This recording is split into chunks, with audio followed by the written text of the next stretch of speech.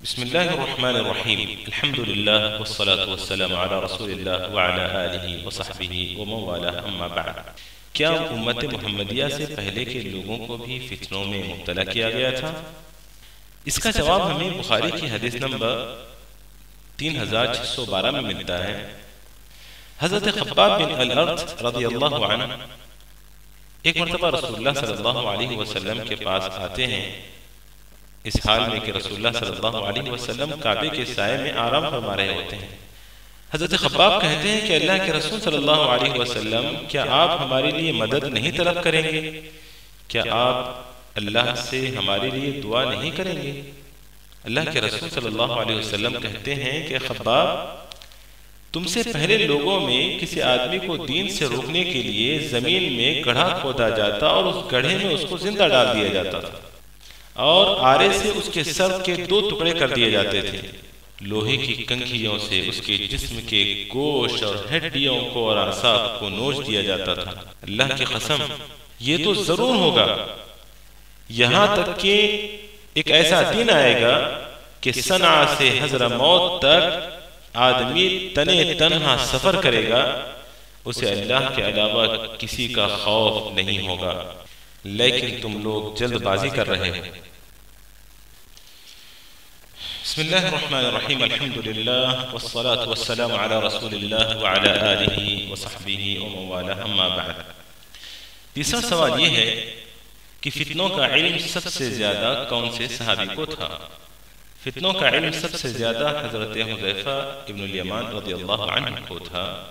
اس سلسلے میں بہت سارے دلائل ہمیں احادیث کی کتابوں میں ملتی ہیں، لیکن یہاں پر صرف ایک دلیل کافی ہے. حضرت حذیفہ رضی اللہ عنہ خود کہتے ہیں کہ ایک مرتبہ رسول اللہ صلی اللہ علیہ وسلم نے خطبہ دیا. اس خطبے میں آپ نے قیامت تک پیش آنے والی ہر چیز کا ذکر کر دیا، اور ان باتوں کو جس نے یاد رکھا اس نے یاد رکھا، اور جو جان لیا وہ جان لیا، جو نہ جانا وہ نہ جانا. لیکن میری حالت یہ ہے کہ مجھے اگر لگتا ہے کہ میں کسی چیز کو بھول بھی گیا ہوں تو میں اس بات کو ایسے پہچان لوں گا، جان لوں گا، جیسے کوئی آدمی اپنے کسی غائب آدمی کو دوبارہ دیکھنے سے جان یا پہچان لیتا ہے.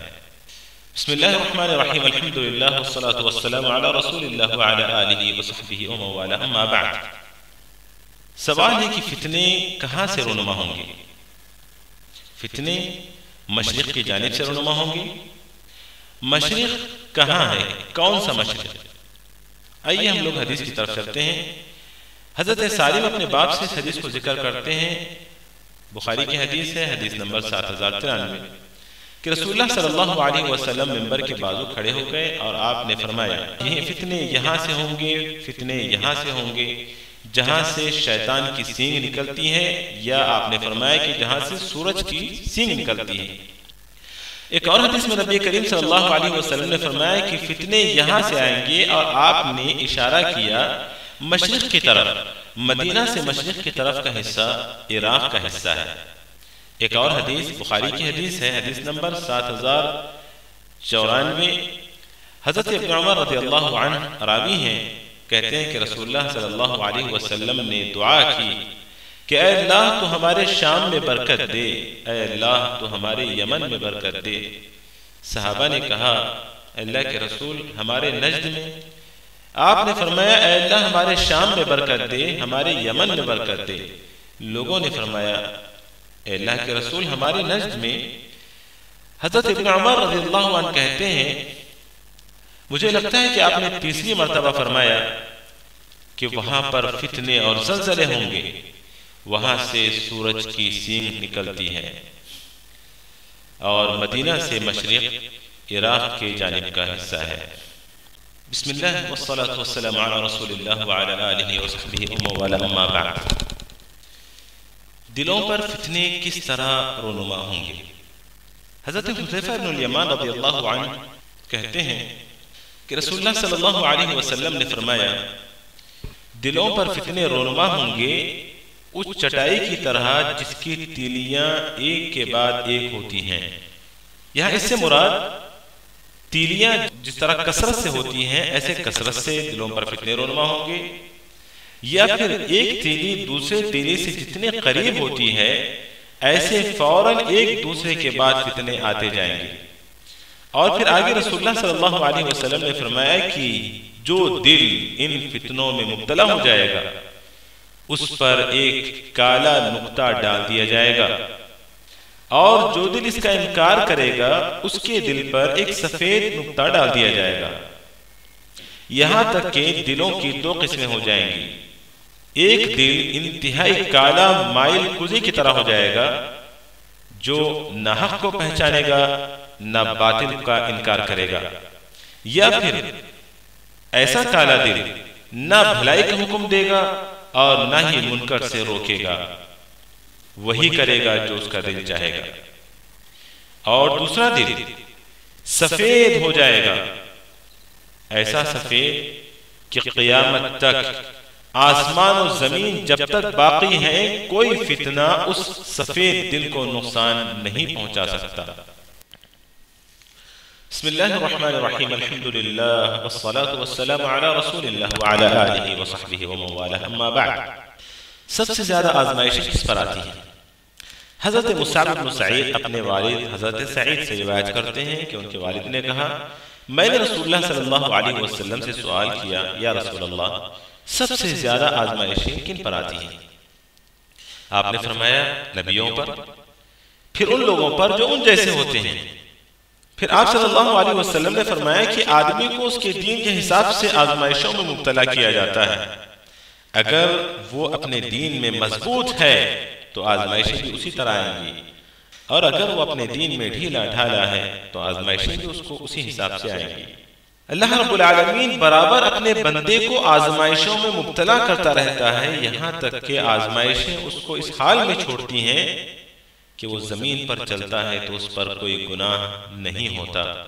علامہ البانی نے اس حدیث کو صحیح کہا ہے، ترمذی کی حدیث ہے، حدیث نمبر 2398۔ بسم اللہ الرحمن الرحیم، الحمدللہ والصلاة والسلام علی رسول اللہ وعلی آلہ وصحبہ ومن والہ، اما بعد۔ فتنوں اور مسلمانوں کے درمیان کون حائل تھے؟ فتنوں اور مسلمانوں کے درمیان حضرت عمر ابن الخطاب رضی اللہ عنہ حائل تھے، کیونکہ امام بخاری رحمۃ اللہ علیہ نے اس حدیث کو ذکر کیا ہے، حدیث نمبر 525 ہے۔ حضرت حذیفہ رضی اللہ عنہ روایت کرتے ہیں، کہتے ہیں کہ ایک مرتبہ ہم حضرت عمر رضی اللہ عنہ کے پاس بیٹھے ہوئے تھے کہ حضرت عمر نے سوال کیا، تم میں سب سے زیادہ رسول اللہ صلی اللہ علیہ وسلم کی وہ حدیثیں کن کو یاد ہیں جو آپ صلی اللہ علیہ وسلم نے فتنوں سے متعلق ذکر کی تھی؟ حضرت حذیفہ کہتے ہیں میں نے کہا مجھے یاد ہے۔ حضرت عمر نے کہا کہ حذیفہ تم بڑے جری آدمی ہو۔ حضرت حذیفہ کہتے ہیں کہ آدمی کا فتنہ اس کے اہل و عیال میں، اس کے مال و دولت میں، اس کے پڑوسی میں، جس کا کفارہ نماز ہے، روزہ ہے، صدقہ ہے، امر بالمعروف ہے اور نہی عن المنکر ہے۔ حضرت عمر رضی اللہ عنہ نے کہا کہ میری مراد یہ نہیں ہے، یعنی میرا سوال یہ نہیں ہے، میں تو ان فتنوں کے بارے میں پوچھ رہا ہوں جو سمندر کی موج کی طرح آئیں گی۔ حضرت حذیفہ نے کہا کہ اے امیر المؤمنین، آپ کو فکر کرنے کی ضرورت نہیں ہے، کیونکہ آپ کے اور ان فتنوں کے درمیان ایک بند دروازہ ہے۔ حضرت عمر نے سوال کیا کہ کیا وہ دروازہ توڑا جائے گا یا کھولا جائے گا؟ حضرت حذیفہ کہتے ہیں کہ توڑا جائے گا۔ حضرت عمر کہتے ہیں کہ تب تو وہ کبھی بند نہیں ہوگا۔ صحابہ جو وہاں پر تشریف فرما تھے وہ حضرت حذیفہ سے پوچھتے ہیں کہ کیا عمر جانتے ہیں کہ وہ دروازہ کیا ہے یا دروازہ کون ہے؟ تو حضرت حذیفہ نے کہا کہ ہاں وہ جانتے ہیں۔ صحابہ کہتے ہیں کہ ہمیں گھبراہٹ سی ہوئی کہ ہم حضرت حذیفہ سے پوچھ بیٹھے ہیں کہ وہ دروازہ کون ہے یا کیا ہے، تو ہم نے حضرت مسروق جو ہم میں کچھ ہمت والے آدمی تھے انہیں حکم دیا کہ آپ حضرت حذیفہ سے پوچھیں۔ جب حضرت حذیفہ رضی اللہ عنہ سے پوچھا گیا تو حضرت حذیفہ نے کہا کہ وہ دروازہ عمر ہے۔ بسم اللہ الرحمن الرحیم، الحمدللہ رب العالمین والعاقبۃ للمتقین والصلاة والسلام علی نبینا محمد وعلی آلہ وصحبہ اجمعین ومن تبعهم بإحسان الى یوم الدین، اما بعد۔ سوال ہے خوارج کی علامات کیا ہیں یا خوارج کی نشانیاں کیا ہیں؟ آئیے حدیث کی روشنی میں دیکھتے ہیں تفصیل کے ساتھ کہ رسول اللہ صلی اللہ علیہ وسلم نے ان کی کیا کیا صفات ذکر کی ہیں، اور یہاں پر مختلف احادیث کی کتابوں سے جمع کی گئی یہ معلومات آپ کی خدمت میں پیش ہیں۔ سب سے پہلی صفت امام بخاری رحمۃ اللہ علیہ نے باب قتل الخوارج والملحدین بعد اقامت الحجت علیہم، اس باب میں حدیث نمبر 2539 اور امام مسلم نے 6531 کتاب الزکاة باب التحرید علی قتل الخوارج، یہاں اس حدیث کو ذکر کیا اور کہا کہ خوارج کی پہلی نشانی یہ ہے کہ وہ کم سن لڑکے ہوں گے، دوسری نشانی وہ بے وقوف ہوں گے، دماغی طور پر ناپختہ ہوں گے۔ اس کو بھی بخاری نے ذکر کیا اپنی صحیح میں باب قتل الخوارج والملحدین بعد اقامت الحجت علیہم، حدیث نمبر 539 میں، اور امام مسلم نے بھی اس حدیث کو ذکر کیا حدیث نمبر 6531 میں۔ تیسری نشانی گھڑی داڑھی رکھیں گے، یہ بھی بخاری کی حدیث ہے اور مسلم میں بھی حدیث مذکور ہے۔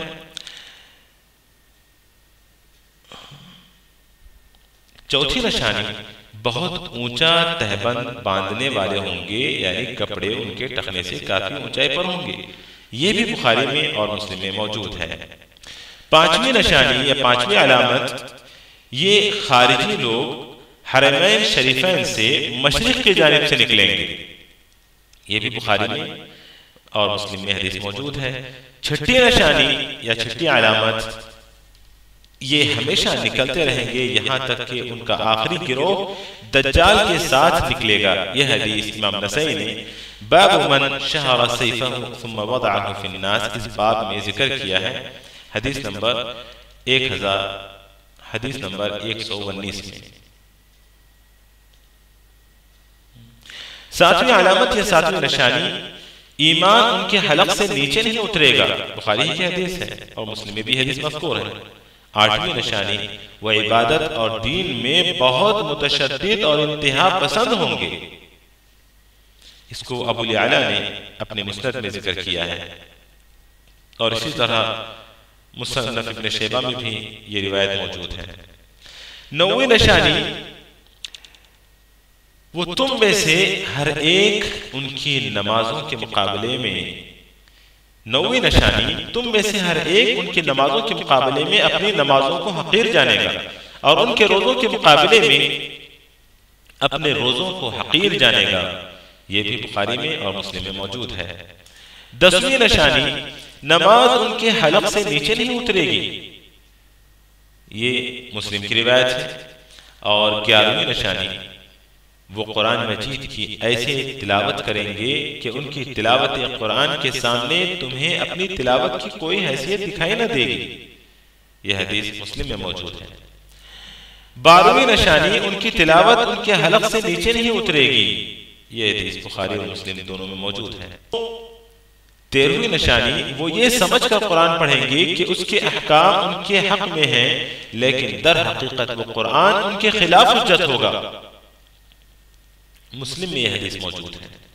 14ویں نشانی، وہ لوگوں کو کتاب اللہ کی طرف بلائیں گے لیکن قرآن کے ساتھ ان کا تعلق کوئی نہیں ہوگا، ابو داؤد کی روایت ہے باب فی قتل الخوارج، حدیث نمبر 4765۔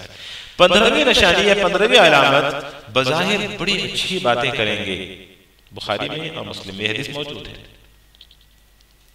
16ویں نشانی، ان کے نعرے اور ظاہری باتیں دوسرے لوگوں سے اچھی ہوں گی اور متاثر کرنے والی ہوں گی، طبرانی میں اور المعجم الاوسط میں حدیث موجود ہے۔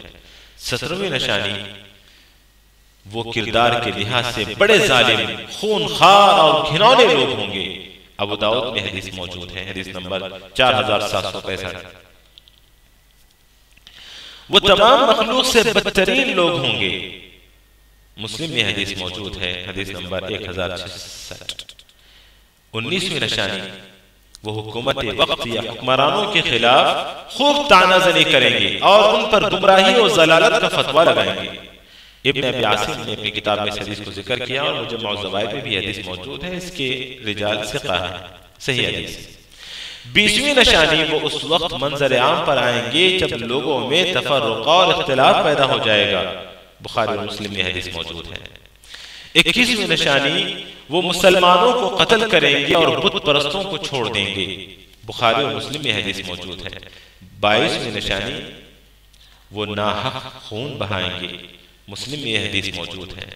23ویں نشانی جو حضرت عائشہ رضی اللہ عنہا نے کہا کہ وہ رہزن ہوں گے، ناحق خون بہائیں گے جس کا اللہ تعالیٰ نے حکم نہیں دیا، اور غیر مسلم اقلیتوں کے قتل کو حلال سمجھیں گے۔ یہ حضرت عائشہ رضی اللہ عنہا کا فرمان ہے جو امام حاکم نے اپنی کتاب مستدرک میں اس کو ذکر کیا ہے۔ 24ویں نشانی حضرت ابن عباس رضی اللہ عنہ کا قول ہے، فرماتے ہیں کہ وہ قرآن کی محکم آیات پر ایمان لائیں گے جبکہ اس کی متشابہات کے سبب سے ہلاک ہو جائیں گے۔ امام طبری نے اس حدیث کو ذکر کیا ہے جامع البیان فی تفسیر القرآن میں، اور ابن حجر الاسقلانی رحمۃ اللہ علیہ نے فتح الباری میں اس حدیث کو ذکر کیا ہے۔ 25ویں نشانی حضرت علی رضی اللہ عنہ کا قول ہے کہ وہ زبانی کلامی حق بات کہیں گے مگر وہ ان کے حلق سے نیچے نہیں اترے گی۔ اس کو امام مسلم رحمۃ اللہ علیہ نے اپنی کتاب میں ذکر کیا ہے۔ 26ویں نشانی حضرت عبداللہ بن عمر رضی اللہ عنہ کا قول ہے، فرماتے ہیں کہ وہ کفار کے حق میں نازل ہونے والی آیات کا اطلاق مسلمانوں پر کریں گے، اس طرح وہ دوسرے مسلمانوں کو گمراہ، کافر اور مشرک قرار دیں گے تاکہ ان کا ناجائز قتل کر سکیں۔ اس کو بخاری نے اپنی کتاب میں ذکر کیا ہے۔ 27ویں نشانی ہے وہ دین سے یوں خارج ہو چکے ہوں گے جیسے تیر شکار سے خارج ہو جاتا ہے۔ اس حدیث کو بخاری اور مسلم دونوں نے اپنی کتابوں میں ذکر کیا ہے۔ 28ویں نشانی ان کے قتل کرنے والے کو اجر عظیم ملے گا، امام مسلم نے اس حدیث کو ذکر کیا ہے، حدیث نمبر ہے 1066۔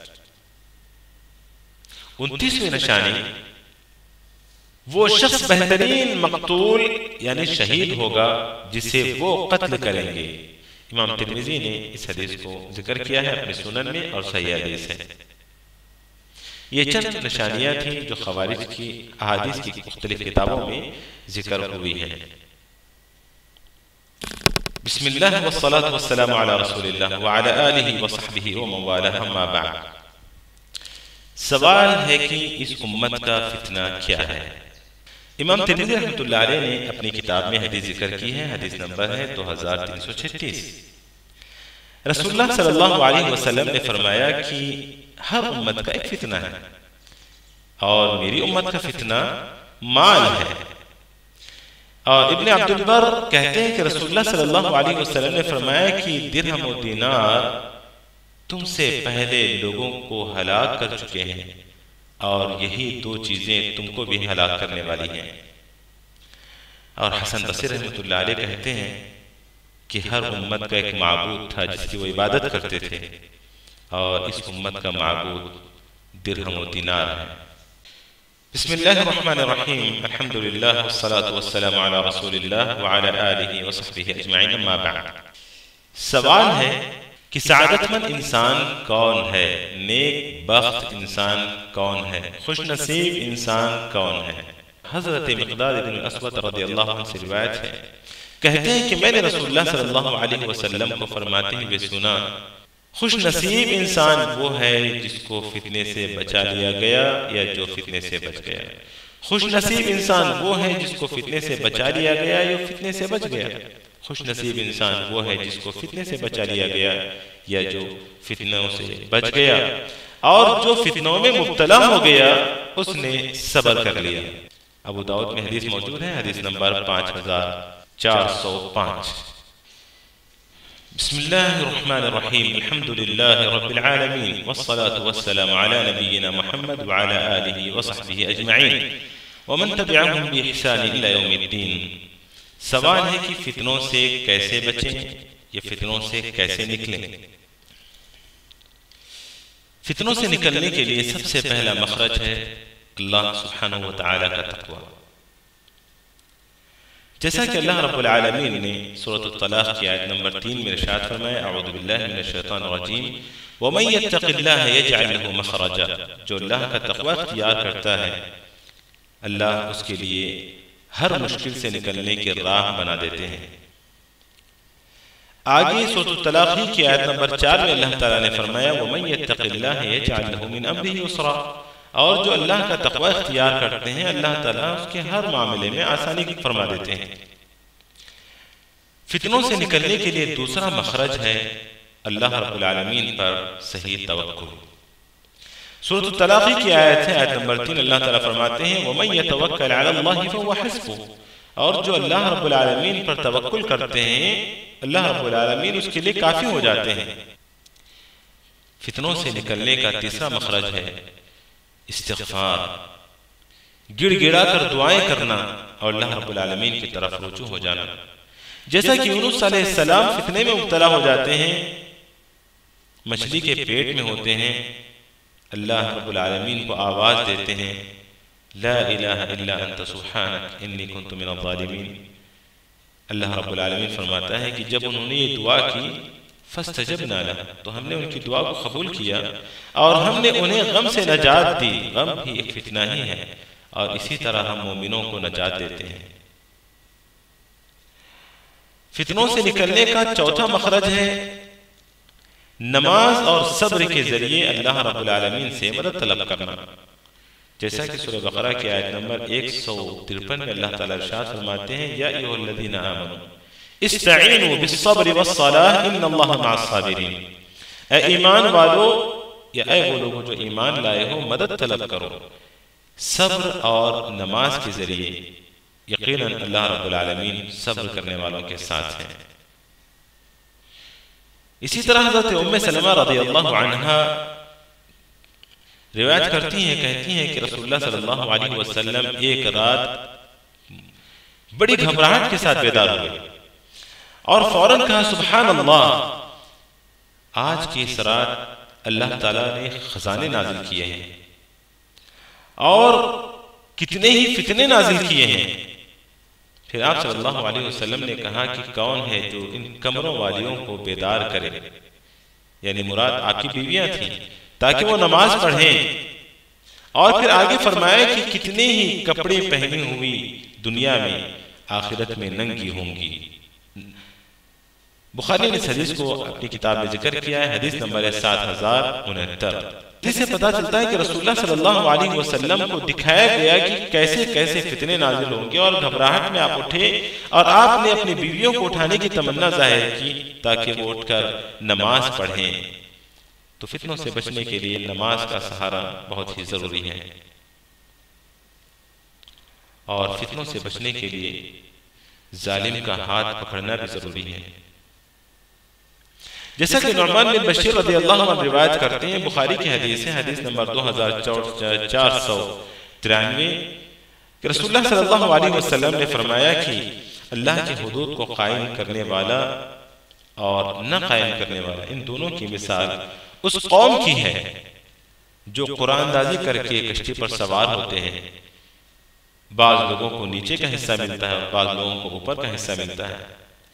جو لوگ نیچے ہوتے ہیں جب ان کو پانی کی ضرورت پڑتی ہے تو وہ اوپر کے لوگوں کے پاس جاتے ہیں۔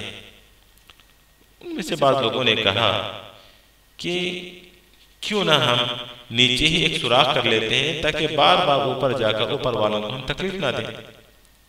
ایسی صورت میں اگر اوپر والے نیچے والوں کو چھوڑ دیں تو اوپر والے بھی ہلاک، نیچے والے بھی ہلاک ہو جائیں گے، اور اگر ان کا ہاتھ پکڑ لیں تو نیچے والے بھی بچ جائیں گے اور اوپر والے بھی بچ جائیں گے، اس طرح تمام لوگ بچ جائیں گے۔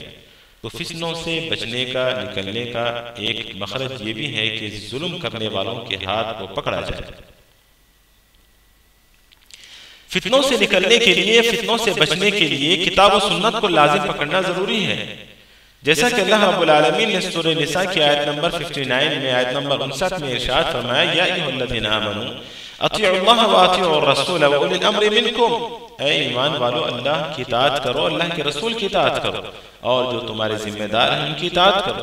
فَإِن تَنَازَعْتُمْ فِي شَيْءٍ فَرُدُّوهُ إِلَى اللَّهِ وَالرَّسُولِ، اگر تمہارے درمیان اختلاف ہو جائے، اور آپ کو بتا دوں کہ اختلاف بھی ایک فتنہ ہے، اختلاف بھی ایک فتنہ ہے، اور آپ کو بتا دوں کہ اختلاف بھی ایک فتنہ ہے، اس لیے اللہ تعالیٰ نے فرمایا کہ اگر آپس میں کسی معاملے میں اختلاف ہو جائے تو تم اللہ اور اس کے رسول کی طرف اس معاملے کو پھیر دو، اگر تم مومن ہو، اگر تمہارا ایمان اللہ پر اگر تمہارا ایمان اللہ پر اور یوم آخرت پر ہے۔ اور اسی طرح ابو داؤد کی حدیث عرباد ابن ساریہ رضی اللہ عنہ روایت کرتے ہیں کہ ایک مرتبہ رسول اللہ صلی اللہ علیہ وسلم نے ہمیں نصیحت کی، اور ایسی نصیحت کی کہ آپ کی نصیحت کو سن کر دل کانپ اٹھے اور آنکھوں سے آنسو نکل پڑے۔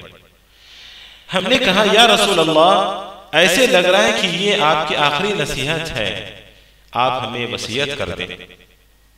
اللہ کے رسول صلی اللہ علیہ وسلم نے فرمایا کہ میں تمہیں تقوی کی وصیت کرتا ہوں، اور تمہیں وصیت کرتا ہوں کہ تمہارے جو ذمہ دار ہوں گے تم ان کی باتوں کو سننا اور ان کی اطاعت کرنا، اگرچہ کہ تم پر کسی غلام کو ذمہ دار بنا دیا جائے۔ اور آگے آپ صلی اللہ علیہ وسلم نے فرمایا کہ میرے بعد جو لوگ جئیں گے وہ دیکھیں گے بہت سارے اختلافات کو، ایسی حالت میں تم میری سنت کو اور خلفائے راشدین کی سنت کو لازم پکڑنا، مضبوطی کے ساتھ میری اور میرے خلفائے راشدین کی سنت کو مضبوطی کے ساتھ تھام لینا، اور دین میں نئی نئی چیزیں ایجاد کرنے سے بچنا، کیونکہ دین میں نئی نئی چیزیں بدعت ہیں اور ہر بدعت گمراہی ہے۔ یہ حدیث امام ترمذی نے بھی اپنی کتاب سنن میں ذکر کیا ہے اور صحیح حدیث ہے۔ فتنوں سے بچنے کے لیے، فتنوں سے بچنے کے لیے اللہ کی پناہ مانگنا بھی ضروری ہے، جیسا کہ حضرت عائشہ رضی اللہ عنہا کہتی ہیں کہ رسول اللہ صلی اللہ علیہ وسلم ہر نماز میں یہ دعا کرتے تھے، اللہم انی اعوذ بک من عذاب القبر واعوذ بک من فتنة المسیح الدجال واعوذ بک من فتنة المحیا وفتنة الممات، اور کہا اللہم انی اعوذ بک من المأثم والمغرم۔ آپ صلی اللہ علیہ وسلم یہ دعا کیا کرتے تھے کہ اے اللہ، میں تیری پناہ میں آتا ہوں قبر کے عذاب سے، اے اللہ میں تیری پناہ میں آتا ہوں مسیح الدجال کی فتنے سے، اے اللہ میں تیری پناہ میں آتا ہوں زندگی کے فتنوں سے، اور میں تیری پناہ میں آتا ہوں موت کے فتنوں سے۔ اور اسی طرح رسول اللہ صلی اللہ علیہ وسلم یہ بھی دعا کرتے تھے کہ اے اللہ میں تیری پناہ میں آتا ہوں گناہ سے اور قرض سے۔ کسی نے کہا اے اللہ کے رسول، کیا بات ہے کہ آپ بہت زیادہ قرض سے پناہ مانگتے ہیں؟ تو آپ صلی اللہ علیہ وسلم نے فرمایا کہ ہاں، جب بندہ قرضے لینا شروع کرتا ہے تو پھر جب بھی وہ بات کرتا ہے تو جھوٹ بولتا ہے، وعدہ کرتا ہے تو وعدہ خلافی کرتا ہے۔ یہ حدیث امام بخاری نے اپنی کتاب میں ذکر کی۔ بسم اللہ والصلاة والسلام علی رسول اللہ وعلی آلہ وصحبہ ومن والہ، اما بعد۔ سوال ہے کہ فتنوں میں عبادت کی کیا فضیلت ہے؟ امام مسلم نے اپنی کتاب صحیح مسلم میں اس حدیث کو ذکر کیا ہے، حدیث نمبر 2948 ہے۔ معقل بن یسار رضی اللہ عنہ راوی ہے کہ رسول اللہ صلی اللہ علیہ وسلم نے فرمایا، قتل و غارت گری کے وقت عبادت کرنا، فتنوں کے وقت عبادت کرنا میری طرف ہجرت کرنے کی طرح ہے۔ بسم اللہ والصلاة والسلام علی رسول اللہ وعلی آلہ وصحبہ اجمعین، اما بعد۔ سوال ہے کہ مسلمانوں کی کوئی جماعت یا امام نہ ہو تو کیا کریں؟ بخاری، مسلم، مسند احمد، ابو داؤد، ان تمام کتابوں میں یہ حدیث موجود ہے۔ حضرت حذیفہ رضی اللہ عنہ کہتے ہیں کہ لوگ سب رسول اللہ صلی اللہ علیہ وسلم سے خیر کے متعلق سوال کرتے تھے، اور میں آپ سے شر کے متعلق سوال کرتا تھا اس خوف سے کہ کہیں میں شر میں نہ مبتلا ہو جاؤں۔ ایک مرتبہ میں نے کہا اللہ کے رسول صلی اللہ علیہ وسلم، ہم زمانے جاہلیت میں تھے اور وہ شر تھا، تو اللہ رب العالمین نے ہمیں خیر عطا کیا، کیا اس خیر کے بعد بھی کوئی شر ہے؟ آپ صلی اللہ علیہ وسلم نے فرمایا کہ ہاں۔ پھر میں نے سوال کیا کہ کیا اس شر کے بعد بھی خیر ہے؟ آپ صلی اللہ علیہ وسلم نے فرمایا کہ ہاں، لیکن اس میں دخن ہوگا۔ حضرت حذیفہ کہتے ہیں کہ میں نے سوال کیا یا رسول اللہ، اس کا دخن کیا ہے؟ خلل ہوگا اس میں، وہ خلل کیا ہے؟ کہا کہ کچھ لوگ ہوں گے جو میرے طریقے سے ہٹ کر نئے نئے طریقے کو اپنائیں گے، جو میرے راستے کو چھوڑ کر دوسرا راستہ اپنائیں گے۔ میں نے سوال کیا اللہ کے رسول، کیا اس خیر کے بعد بھی کوئی شر ہے؟ آپ صلی اللہ علیہ وسلم نے فرمایا کہ ہاں، اندھا فتنہ، اندھا فتنہ ایسے دعات پیدا ہوں گے جو جہنم کی طرف لوگوں کو دعوت دیں گے، اور جو ان کی دعوت کو قبول کرے گا وہ جہنم میں انہیں پہنچا دیں گے۔ میں نے سوال کیا اللہ کے رسول صلی اللہ علیہ وسلم آپ ذرا ہمیں ان کے بارے میں بتائیں۔ آپ صلی اللہ علیہ وسلم نے کہا وہ لوگ تمہارے اپنے لوگوں میں سے ہوں گے اور تمہاری زبان بولیں گے۔ میں نے سوال کیا اللہ کے رسول صلی اللہ علیہ وسلم اگر ایسے فتنے کا سامنا ہو جائے تو آپ مجھے کیا حکم دیتے ہیں؟ آپ صلی اللہ علیہ وسلم نے فرمایا کہ مسلمانوں کی جماعت اور ان کے امام کو لازم پکڑو۔ میں نے پوچھا کہ اگر مسلمانوں کی کوئی جماعت نہ ہو، مسلمانوں کا کوئی امام نہ ہو تو کیا کریں؟ آپ صلی اللہ علیہ وسلم نے فرمایا کہ سارے فرقوں کو چھوڑو، سارے فرقوں سے الگ ہو جاؤ۔ اگر تمہیں درخت کی جڑ کو چبا کر بھی جینا پڑے تو بھی تم الگ ہو جاؤ، یہاں تک کہ تمہیں موت آ جائے اور تم اسی حالت میں رہو۔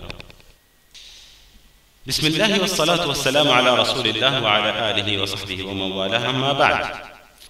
سوال ہے کہ کیا فتنوں سے ڈر کر موت کی تمنا کر سکتے ہیں یا موت کی دعا کر سکتے ہیں؟ حضرت معاذ بن جبل رضی اللہ عنہ روایت کرتے ہیں کہ ایک مرتبہ رسول اللہ صلی اللہ علیہ وسلم نے فجر کی نماز میں تاخیر کر دی، یہاں تک کہ ہم سورج کی کرنوں کو دیکھنے لگے۔ اچانک رسول اللہ صلی اللہ علیہ وسلم تیزی کے ساتھ نکلے، اقامت ہوئی، نماز پڑھائی آپ نے اور نماز کو مختصر کیا۔ جب سلام پھیرا تو آپ نے کہا کہ اپنے صفوں میں ویسے رہو جیسے تم تھے۔ پھر اس کے بعد ہماری طرف متوجہ ہوئے اور فرمایا کہ آج میں تمہیں بتانے والا ہوں کہ کس چیز نے مجھے فجر سے روکے رکھا تھا۔ میں رات میں اٹھا اور جتنا اللہ نے میرے مقدر کیا تھا اتنی میں نے نماز پڑھی، اس کے بعد میں نے اونگ محسوس کی، میں اونگنے لگا نماز میں۔ اچانک میں بیدار ہوا تو میں نے دیکھا کہ میں رب کے سامنے ہوں، بہت ہی اچھی شکل و صورت میں، اور اللہ تعالیٰ مجھ سے سوال کر رہا ہے کہ یا محمد اتدری فیما یختصم الملأ الاعلی، اے محمد کیا تم جانتے ہو کہ فرشتے کس بارے میں جھگڑا کر رہے ہیں؟ میں نے کہا نہیں اے میرے رب۔ اللہ تعالیٰ نے کہا اے محمد کیا تم جانتے ہو فرشتے کس بارے میں جھگڑا کر رہے ہیں؟ میں نے کہا نہیں اے میرے رب۔ پھر میں نے دیکھا کہ اللہ نے اپنے ہاتھ کو، اپنی ہتھیلی کو میرے دونوں کاندھوں کے درمیان رکھا، یہاں تک کہ میں نے اپنے سینے میں اللہ رب العالمین کی انگلیوں کی ٹھنڈک محسوس کی۔ پھر ہر چیز میرے لیے ظاہر ہو گئی اور میں جان لیا۔ پھر اللہ تعالیٰ نے سوال کیا کہ اے محمد کیا تم جانتے ہو فرشتے کس بارے میں جھگڑا کر رہے ہیں؟ میں نے کہا کفارات کے بارے میں۔ اللہ نے سوال کیا کہ کفارات کیا ہیں؟ میں نے کہا جمعہ کے لیے نکلنا، مسجدوں میں نماز کے بعد بیٹھنا اور اچھی طرح وضو کرنا۔ اور پھر اللہ تعالیٰ نے سوال کیا کہ تب درجات کیا ہیں؟ میں نے کہا کھانا کھلانا، آرام سے نرمی سے گفتگو کرنا، اور جب لوگ سو رہے ہوں اٹھ کر نماز پڑھنا۔ پھر اللہ تعالیٰ نے کہا کہ محمد مانگ لو جو مانگنا ہو۔ میں نے دعا کی اللہم انی اسألک فعل الخیرات وترک المنکرات وحب المساکین وان تغفر لی وترحمنی واذا اردت فتنة فی قوم فتوفنی غیر مفتون واسألک حبک وحب من یحبک وحب عمل یقربنی الى حبک۔ اے اللہ میں سوال کرتا ہوں بھلائی کے کاموں کا، اے اللہ میں تجھ سے سوال کرتا ہوں برے چیزوں کے چھوڑنے کا، اے اللہ میں تجھ سے سوال کرتا ہوں مسکینوں سے محبت کا، اے اللہ میں تجھ سے سوال کرتا ہوں کہ تو مجھے معاف کر دے اور مجھ پر رحم فرما، اور جب تو کسی قوم کو فتنے میں مبتلا کرنا چاہے تو مجھے موت دے دے بغیر فتنے میں مبتلا کیے۔ اے اللہ میں تجھ سے تیری محبت کا سوال کرتا ہوں، جو تجھ سے محبت کرتے ہیں ان سے محبت کا سوال کرتا ہوں۔ اے اللہ میں تجھ سے سوال کرتا ہوں ایسے عمل سے محبت کا جو مجھے تجھ سے قریب کر دے۔ رسول اللہ صلی اللہ علیہ وسلم نے اس کے بعد کہا کہ یہ سچ ہے، اس کو سیکھ لو اور جان لو۔ اس حدیث کے اندر رسول اللہ صلی اللہ علیہ وسلم نے جو دعا کی ہے وَإِذَا أَرَدْتَ فِتْنَةً فِي قَوْمٍ فَتَوَفَّنِي غَيْرَ مَفْتُونٍ، اے اللہ اگر تو کسی قوم کو فتنے میں مبتلا کرنا چاہے تو مجھے موت دے دے بغیر فتنے میں مبتلا کیے۔ اس حدیث کو سامنے رکھا امام ابن کثیر رحمۃ اللہ علیہ اور ابن حجر اسقلانی رحمۃ اللہ علیہ، حافظ ابن حجر اسقلانی رحمۃ اللہ علیہ نے کہا ہے کہ اگر کسی مومن کو فتنے میں پڑھنے کا خوف ہو تو موت کی دعا کر سکتا ہے، لیکن دوسری ایک حدیث ہے جس میں رسول اللہ صلی اللہ علیہ وسلم نے موت کی تمنا کرنے سے منع فرمایا ہے کہ اگر کسی انسان کو کوئی نقصان پہنچے تو موت کی تمنا نہ کرے، اگر کرنا ضروری ہی سمجھے تو اس طرح دعا کرے کہ اللہ اگر میرا جینا بہتر ہے تو مجھے زندگی دے، اور اگر مرنا بہتر ہے تو مجھے موت دے۔ ان دونوں حدیثوں کو محدثین نے جمع کیا اور کہا ہے کہ اگر انسان کو اس کے دین میں فتنے کا خوف ہو تو پھر وہ موت کی تمنا کر سکتا ہے، اگر دنیاوی معاملات میں فتنے کا خوف ہو تو موت کی تمنا نہیں کر سکتا، پھر وہاں پر اس کو دعا کرنا ہے کہ اللہ اگر زندگی بہتر ہو تو زندگی دے اور موت بہتر ہو تو موت دے دے۔ بسم اللہ والصلاة والسلام علی رسول اللہ وعلی آلہ وصحبہ ومن والہ، اما بعد۔ سوال ہے کہ قیامت کی سب سے پہلی نشانی کیا ہے؟ تو قیامت کی سب سے پہلی نشانی رسول اللہ صلی اللہ علیہ وسلم کی بعثت ہے۔ حضرت انس رضی اللہ عنہ روایت کرتے ہیں کہ رسول اللہ صلی اللہ علیہ وسلم نے فرمایا کہ میں اور قیامت اس طرح ہیں، اور آپ نے اپنی شہادت کی انگلی اور درمیانی انگلی دونوں کو ملا کر بتایا کہ میں اور قیامت اس طرح ہے۔ اس حدیث کو سامنے رکھ کر محدثین رحمہ اللہ کہتے ہیں کہ رسول اللہ صلی اللہ علیہ وسلم کی بعثت قیامت کی سب سے پہلی نشانی ہے۔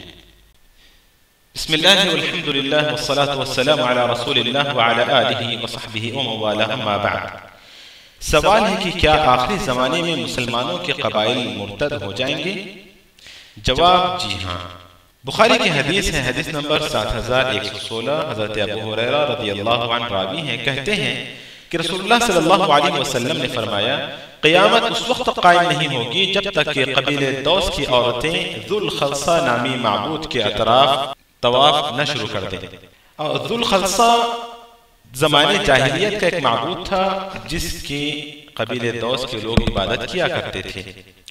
ایک دوسری حدیث ترمذی کی ہے، حدیث نمبر 2219، حضرت ثوبان راوی ہیں، کہتے ہیں کہ رسول اللہ صلی اللہ علیہ وسلم نے فرمایا قیامت اس وقت تک قائم نہیں ہوگی جب تک کہ میری امت کے قبائل مشرکین سے نہ مل جائیں اور یہاں تک کہ وہ بتوں کی عبادت نہ شروع کر دیں، اور قریب میری امت میں 30 جھوٹے ہوں گے، سارے کے سارے دعویٰ کریں گے کہ وہ نبی ہیں اور میں آخری نبی ہوں، میں خاتم النبیین ہوں، میرے بعد کوئی نبی آنے والا نہیں ہے۔ بسم اللہ الرحمن الرحیم، الحمدللہ والصلاة والسلام علی رسول اللہ وعلی آلہ وصحبہ ومن والہ، اما بعد۔ سوال ہے کہ کیوں آج امت مسلمہ پر ہر طرف سے ظلم و ستم ہو رہا ہے؟ حضرت ثوبان رضی اللہ عنہ روایت کرتے ہیں، کہتے ہیں کہ رسول اللہ صلی اللہ علیہ وسلم نے فرمایا ان قریب تم لوگوں پر، یعنی امت مسلمہ سے خطاب کرتے ہوئے کہا، صحابہ سے خطاب کرتے ہوئے کہا کہ ان قریب تم پر ہر طرف سے امتیں، جماعتیں، گروہ ٹوٹ پڑیں گی جس طرح بھوکا دسترخوان پر ٹوٹ پڑتا ہے۔ صحابہ نے سوال کیا یا رسول اللہ کیا ہم اس وقت کم ہو جائیں گے؟ آپ صلی اللہ علیہ وسلم نے فرمایا کہ نہیں، بہت زیادہ ہوں گے، لیکن تمہاری حیثیت سمندر کے یا سیلاب کے اوپر کے جھاگ کی طرح ہوگی، اور اللہ رب العالمین تمہارے دشمن کے دلوں سے تمہاری ہیبت کو نکال دے گا اور تمہارے دلوں میں وہن کو داخل کر دے گا۔ صحابہ نے سوال کیا یا رسول اللہ وہن کیا چیز ہے؟ آپ صلی اللہ علیہ وسلم نے فرمایا کہ دنیا کی محبت اور موت سے نفرت۔ بسم اللہ والصلاة والسلام علی رسول اللہ وعلی آلہ وصحبہ ومن والہ، اما بعد۔ سوال ہے کہ وہ کون سے دو قسم کے جہنمی ہیں جنہیں رسول اللہ صلی اللہ علیہ وسلم نے نہیں دیکھا؟ جواب مسلم کی حدیث، حدیث نمبر 2128، حضرت ابو ہریرہ رضی اللہ عنہ راوی ہیں، کہتے ہیں کہ رسول اللہ صلی اللہ علیہ وسلم نے فرمایا جہنم کے دو قسم کے لوگوں کو میں نے نہیں دیکھا، ایک قسم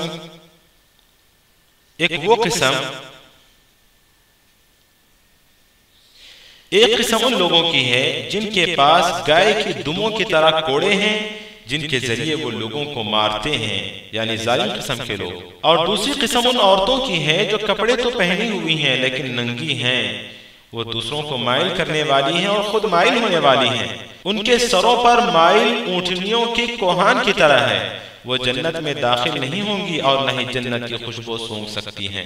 بسم اللہ والصلاة والسلام علی رسول اللہ وعلی آلہ وصحبہ ومن والہ، اما بعد۔ سوال ہے کہ دھوکے باز سالوں میں کیا ہوگا؟ امام احمد نے اپنی کتاب مسند احمد میں اس حدیث کو ذکر کیا ہے۔ حدیث نمبر 338 ہے، جلد نمبر 2 میں۔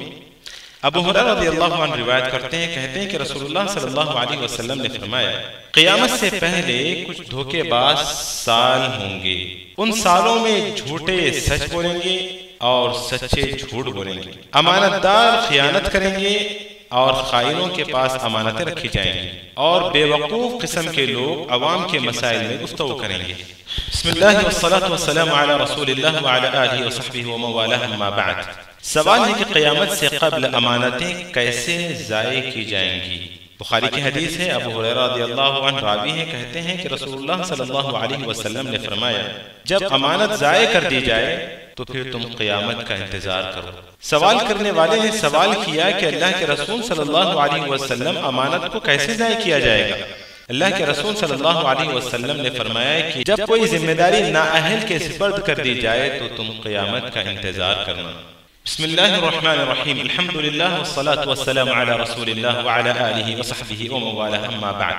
سوال ہے کہ کیا امت محمدیہ یہود و نصارہ کی پیروی کرے گی؟ بخاری کی حدیث ہے، حدیث نمبر 7320۔